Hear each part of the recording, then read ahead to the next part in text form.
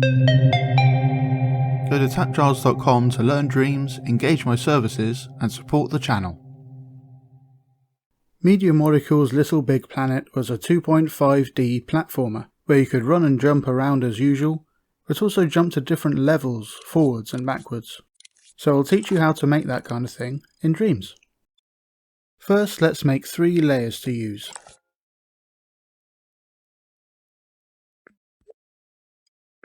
And then get a puppet to run around with. I'll use the platforming puppet. Now normally to make a 2D platformer, you turn on 2D movement.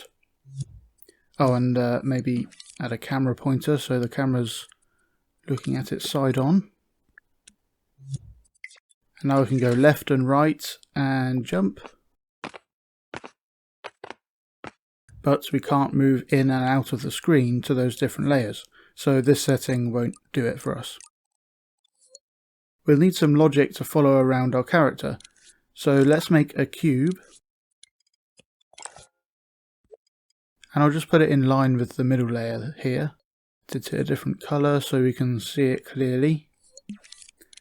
And then stick a chip on it to hold our logic. First off, we want to keep the cube on the same layer so it's always aligned properly. So we can use a follower to move it around to a target position. Max it out so it gets into position as soon as possible. And we only want to affect it on the Z axis, which is forward and back. So we'll turn down the X and Y axis settings. Normally you'd give it a tag name and it would look for a tag within this zone, and then use the tag as the target position to move to. But if the tag isn't in that zone, because you're halfway across the level, it won't know what to do. So instead, we can just send it the target position directly, and then we don't have to worry if it's in the zone or not. We can actually use a switch for this and wire it in. If we leave the switch off, it will be sending the number 0. If we turn on the floor guide, the 0 position is in the center of that circle there. That's the origin or the center of the entire scene. But remember, the follower is only caring about forward and backwards, so it will move the 0 on the Z line and not really care about where it is on the other axes.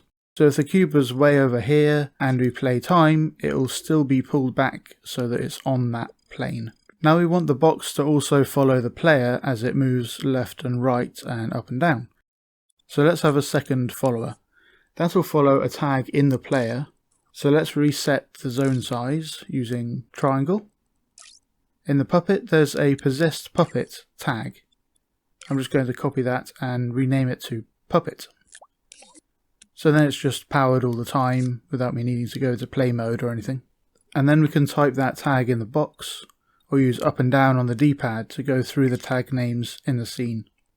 Now this is flickering about the place, because one follower is moving it in the Z-axis, and this new follower is moving it in the Z-axis as well, so they're kind of fighting each other. So we need to tweak this, and it should only care about the X and Y, and not the Z-axis. And now it zooms over there. Let's just move these back so we can see what's going on better.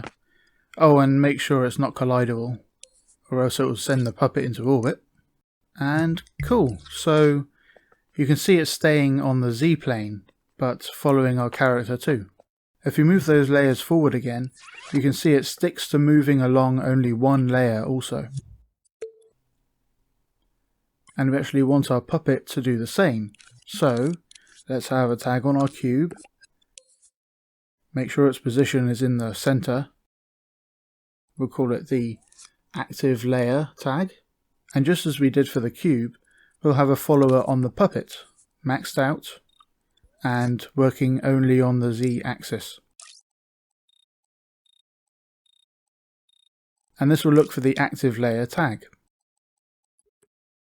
Oh, and you can see the puppet sort of jumps forward a moment, while the cube is still trying to move into that position at the start. And when the cube gets there, the puppet bumps into the platform and gets shoved up. So, To fix that, we can just ignore the follower right at the start and give the cube a chance to move into position first. For that we can use a timeline.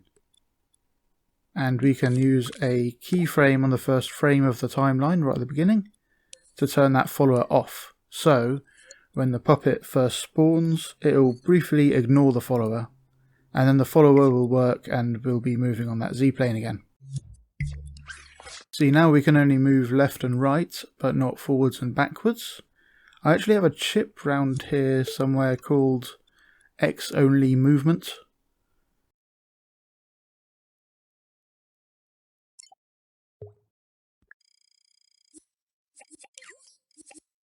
We put that in the puppet, and instead of using the walk input of the puppet interface, send the left stick into that chip. And now we can still go left and right, but if we push the left stick all the way up, it will just move fully left or right. Makes it feel a bit more arcadey for 2D controls like this. When do we want to kind of snap to this one?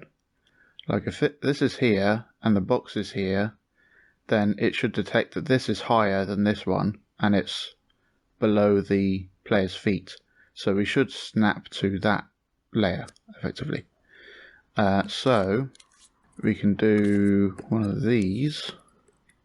When it's here, we want to check back here, like that. And if we just have fall off, then it will be a lower signal the further down it is. And then we can have another one in front of it, looking here. So if that signal is lower, it means that this layer is lower, and if that signal is higher, that layer is higher. So we want to kind of choose which one to go to based on the highest signal from the laser scope. So if this one is higher than this one, then we'll change like what position we're going to. So instead of always being 0, which would always be on this layer, we'll have a variable which is the layer Z, and that is setting the target position. And then this, when that happens, then we want to move back one layer. So we'll have, we want to power a variable modifier affecting layer Z, and that will add, like, I think it's 0.5. You can adjust that until it works, but yeah. So now it's going forward. So you could see it if I put that here. You can see it kind of stepping forward. So we need to actually subtract, so we just make that a negative, and we'll just start it on here.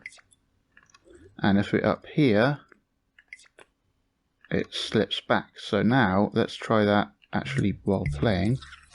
So if I run around and then I jump, it's slipping back onto higher layers further back, which is cool.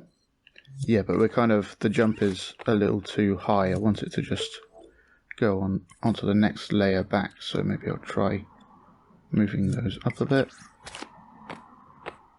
There you go. Yay! And the same for forwards.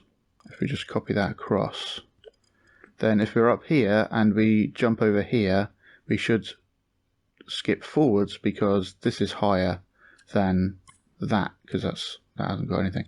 Oh, and also these should only pay attention to these layers. So let's give that a label of scenery, and then we can say these scopes only care about scenery. And yeah, now we have a laser scope in front. So boop, boop. And if, yeah, so we're doing it the same way. If the current layer, which would be this one, is higher than the one in front, then it should skip down. So that would add 0.5. Whoa! Steady on. What's happening is it's saying that isn't finding anything, so that's lower, but I actually want to know if it's higher.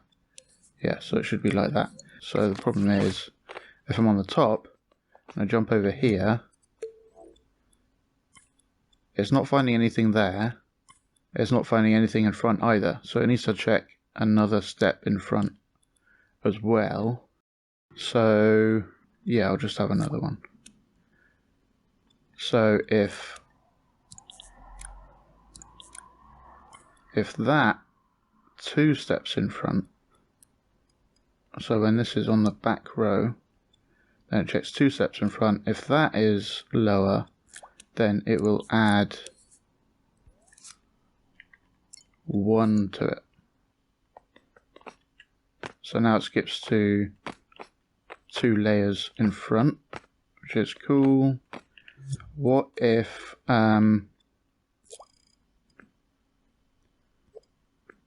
there's that? Yeah, it skips to 2 layers in front, but we only want to skip 1 layer in front. So we kind of want to say whichever of these 3 is is higher, we want to skip to that one.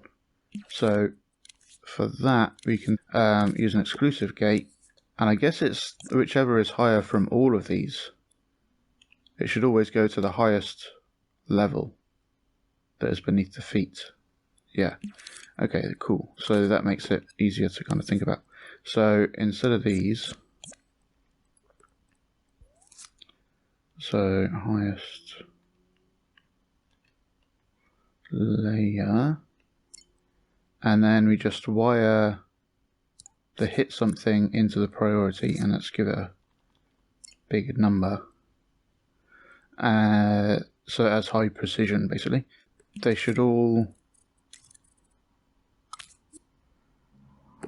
have something wired into gate input so it tries to open it.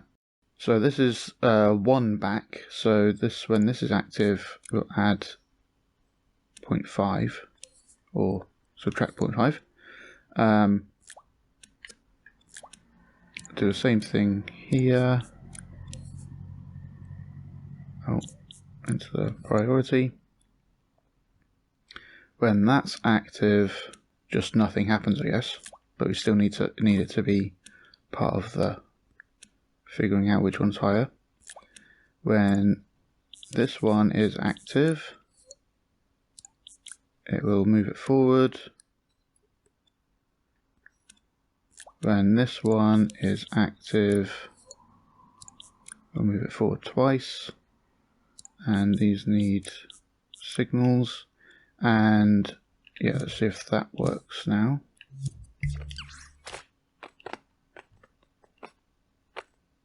Cool. And if that is lower,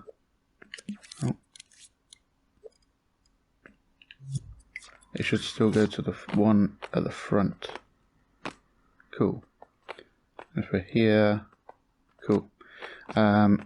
So that works nicely, and then we have one for going back twice as well. So move that back 2 notches, put that into here, power that, and that will go back a whole 1. Put that into there. Okay.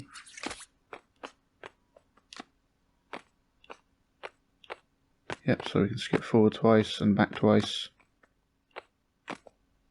Yeah, so what's happening there is we just about make it onto the platform but as it gets there, this is moving to the feet.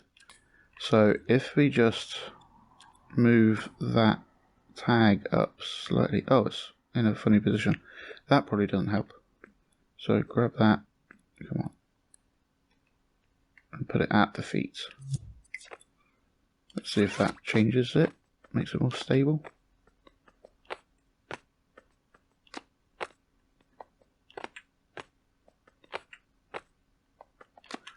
So there will be moments where it kind of tries to go back but can't, and then goes forwards again.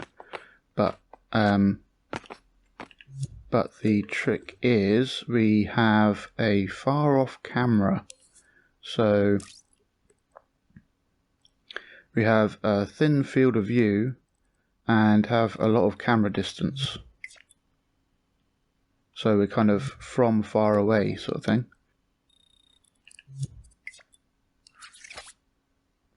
Oh, something like that. And then it won't be so noticeable when the actual character itself is going forwards and backwards. You can't really tell because it doesn't really get any smaller. One thing we can notice though is that because we're at a slight angle, because if this was like flat on like that, you wouldn't notice it at all really. But we are moving slightly forwards as we go back, and slightly like forwards and backwards as we go to different layers basically. So to fix that, and it's more noticeable when this is on a bit of an angle. So you can see it kind of skipping forwards and backwards. So what we can do is have another logic cube and put that on the grid again. And we don't want anything in there apart from following the player. But so now this is following the player, but not caring if we go forwards or backwards. So if this is on the back row, this thing doesn't care, which means it won't move forwards and backwards with it. So then we have a camera on here, and we just move it way back, and we make it really big so that we can see it from a distance. And really thin field of view. There we go.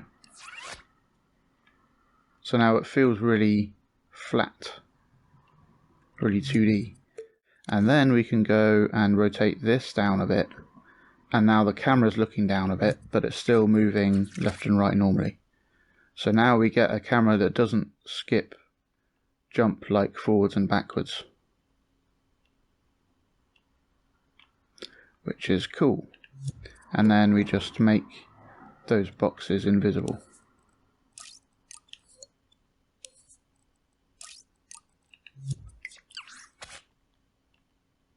And you can see kind of some of the sky coming through the sculpts.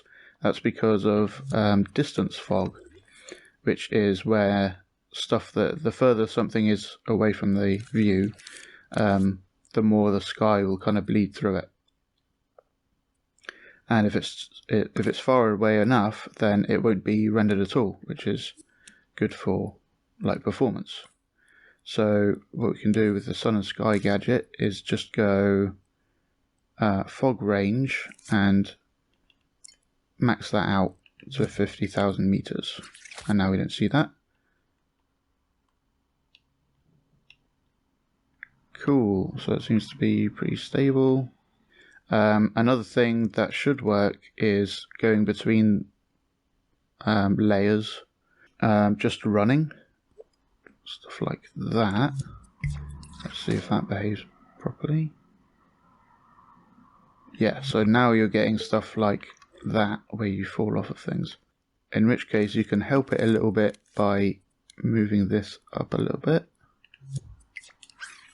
Maybe? Yeah, so now it's kind of skipping between them. But what we could also do is you could do things like, where's it gone? Put the laser scopes on one side and have it be the side that the player is moving in. So it kind of looks ahead to see where it should skip to, stuff like that. To kind of improve the stability. But all that stuff is extra, basically. Let's do one more thing and check what happens if it respawns. Okay, it seems to work okay. But what can happen is, if this is really far away from the spawn point, then this box will take a long time to get back to this character, and it won't know what to do and things. So what we can do, we can just teleport to the character, to the puppet, and leave that off.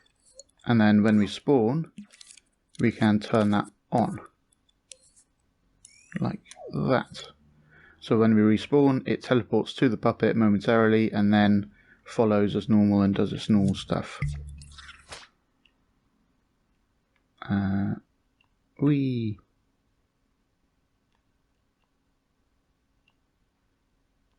So now you can make LBP levels. Thanks for watching. I hope you learned something interesting. Go to patreon.com/TAPgiles to learn something new every day.